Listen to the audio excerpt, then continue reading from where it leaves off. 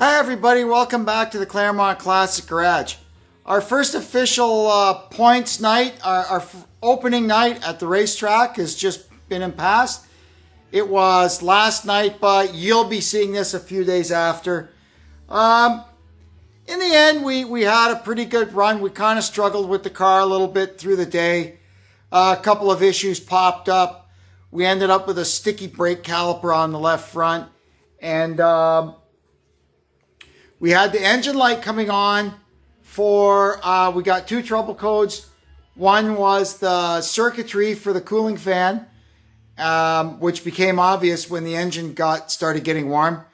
We kind of got around that by just jumping it. And the other code that popped up was code 21, which is the oxygen sensor gone bad. Although by the end of the night, that one cleared itself up. It went away. So anyway, what we're going to do now is diagnose and repair the cooling fan circuit, get that sorted out. We're going to overhaul the front brake calipers. And then we're going to put this car on a diet, because that was another issue that we had. We put it on the scales at the racetrack. What we came up with here at home was pretty darn close to what we came up with over there at the racetrack, but it's about 150 pounds over the weight that it can run at.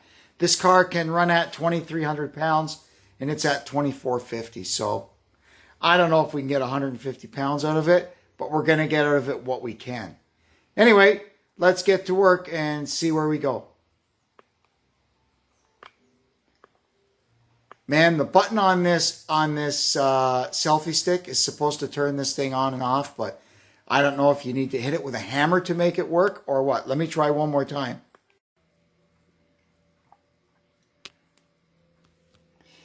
Here's our power distribution center, and you can see here we put this jumper wire in place of the cooling fan relay, so that anytime the battery is on, turn the battery on, and the cooling fan is going to be running. Well, we don't want that. We want control over it. So we're going to go ahead and see if we can figure out what's happening here.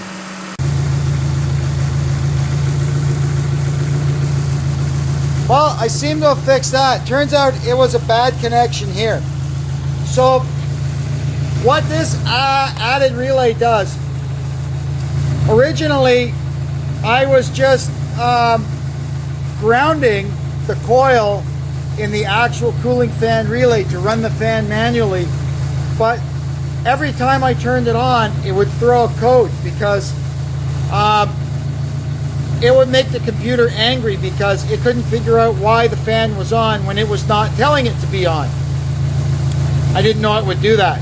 So anyway, what we did was we added this relay that it works in parallel with that relay. So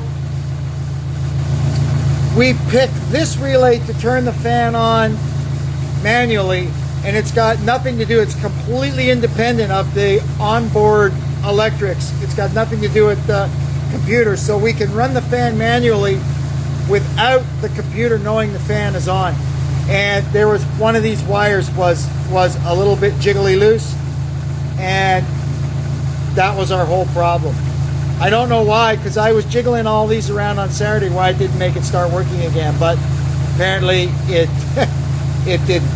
But anyway, that's good, it's back working again. So before I button this all up, I'm just letting the engine run, and I'm going to let it warm up and make sure the fan is going to come on automatically like it's supposed to. You can see here we're just at around 100, not even 150 degrees. So it'll be a while before she gets warm enough for the fan to come on. While we're getting there, the fan should be coming on any time now.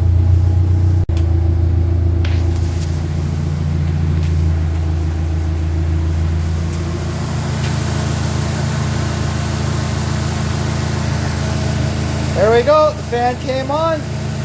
Everything is good.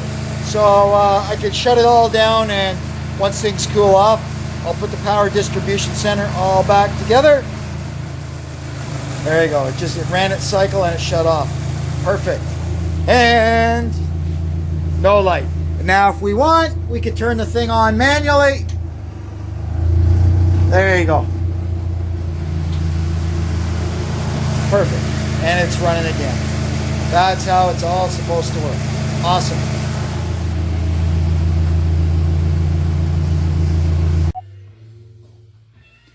And how about old Kurt Busch getting her done at Atlanta today?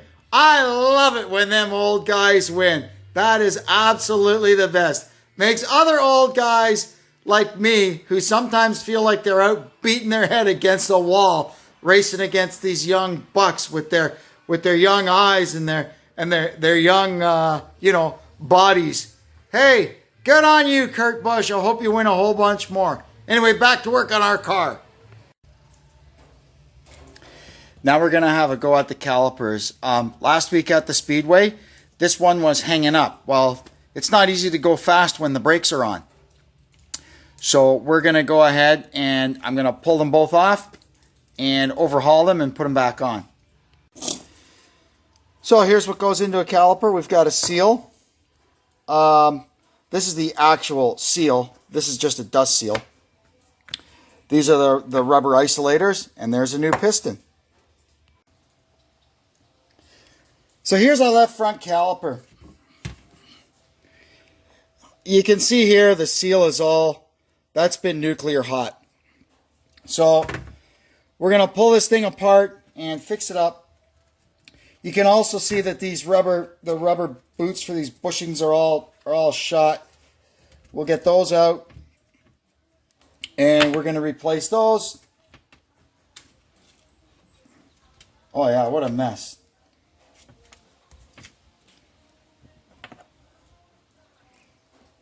That's the first thing we'll get out.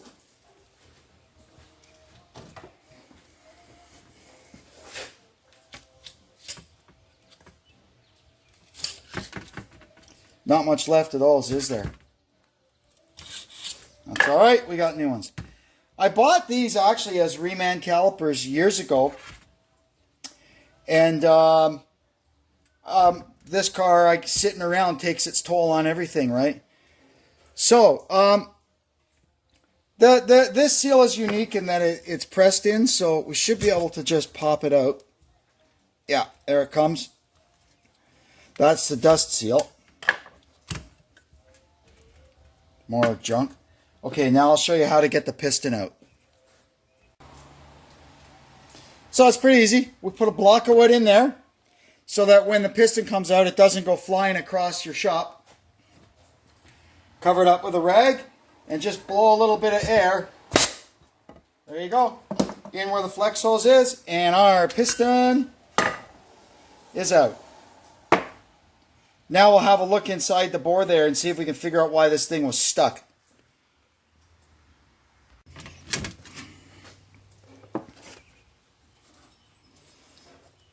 Well, it's hard to see.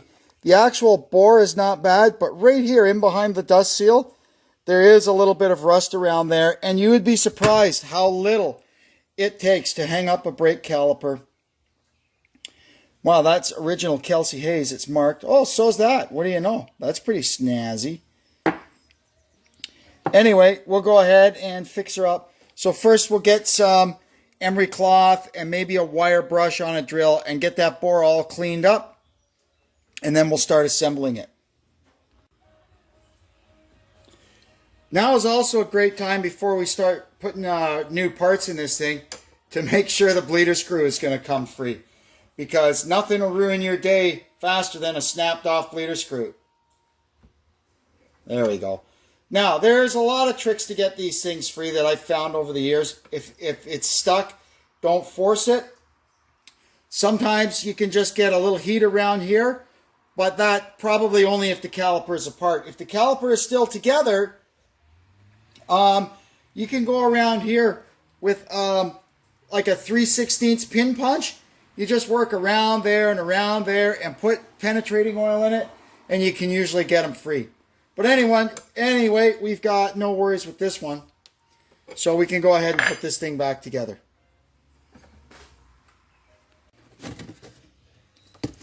The best lubricant to use when putting these things together, well, the only thing you should be used to put this back together is some nice clean brake fluid. So we'll use our old piston here just to put a little in so we can get some on our fingers.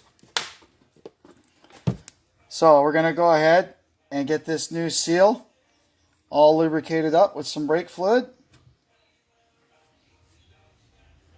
All right. And we'll get it here into its bore.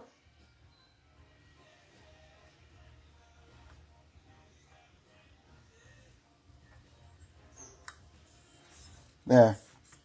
Perfect. Then we'll lube up the bore itself.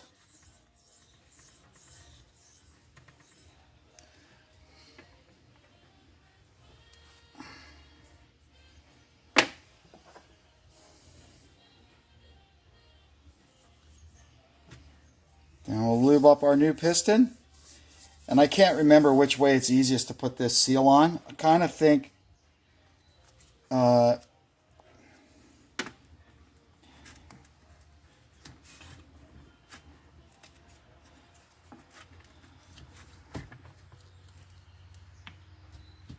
there we go. And then push her back like that.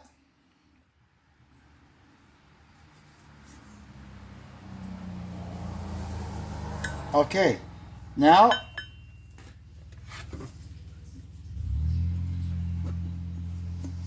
it can be a little tricky to get this thing started in, so bear with me.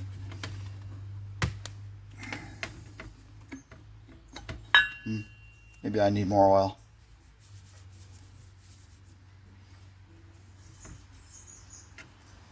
Probably best to do this on a small press or something. Okay, hang on. I gotta come up with a different way. What I found in the way was the best thing to do here is I just put that piece of plate on there and I just tapped it down with this piece of brass. You can't get too carried away because the piston is a phenolic material and they're not overly fragile, but if you get a little carried away beating and banging on it, you can break it. And then once it gets all the way in, it contacts the seal and pushes the seal in, the dust seal.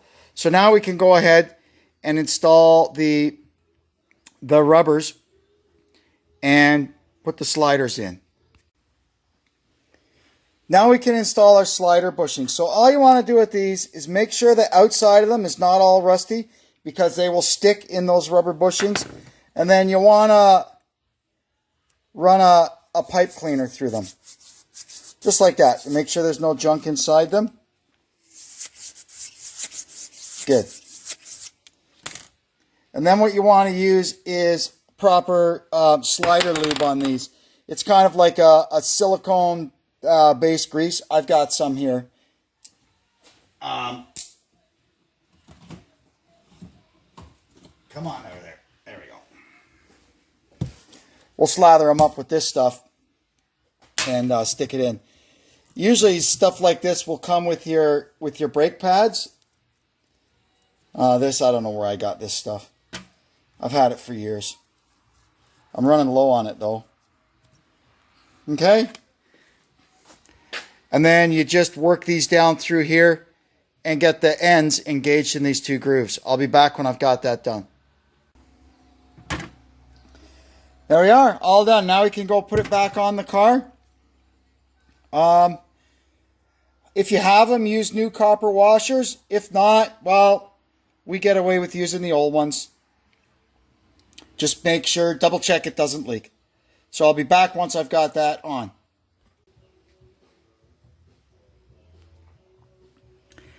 Well, we've got it all back together. Now I've set it to gravity bleed. So it's just basically sitting here with the bleeder screw open. And hopefully before too long, we'll see some fluid coming out of there.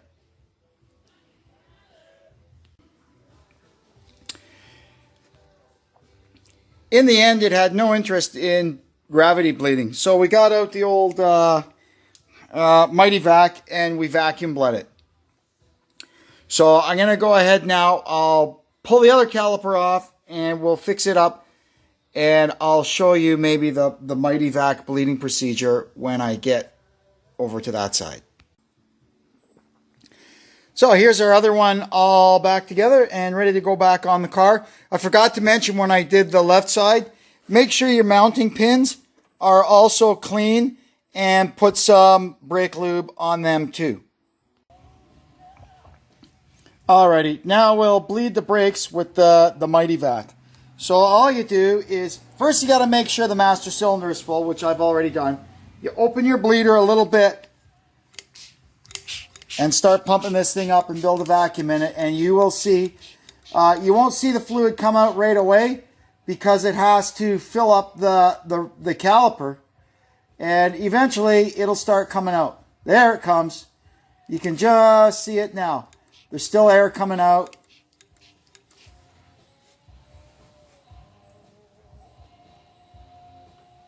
There we go. I opened the bleeder a little bit more. And then you just keep doing that till you see the bubbles stop in the line. It's very important that you have this little bottle in between. That's what keeps the brake fluid from going up into the little Mighty Vac pump.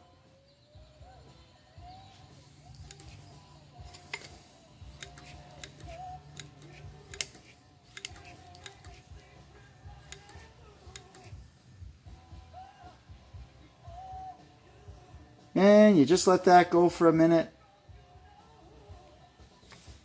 All right, then we'll close it up.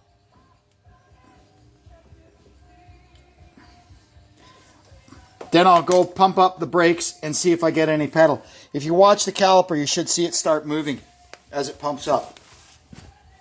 The piston will start coming out and take up all that play. Here we go.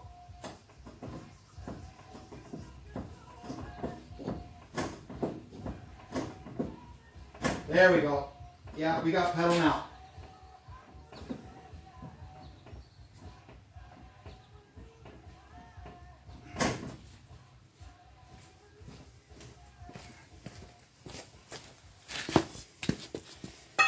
Good. Now, just to be sure, we'll open her up and give her a little more. And lock it off. There.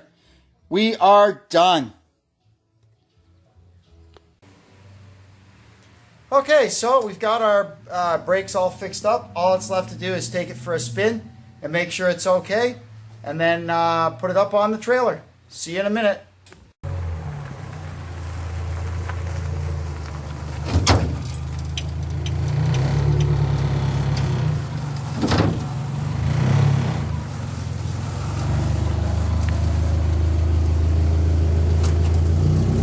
There we go. It's race day. So we fixed our cooling fan, got rid of our check engine light, and we got our brakes all fixed up. So all it's left to do now is head over to the racetrack and see how she works now. Anyway, I'll report back once I've done that and let you know how it all went. And until then, thanks for tuning in, and we'll catch you next time. So long.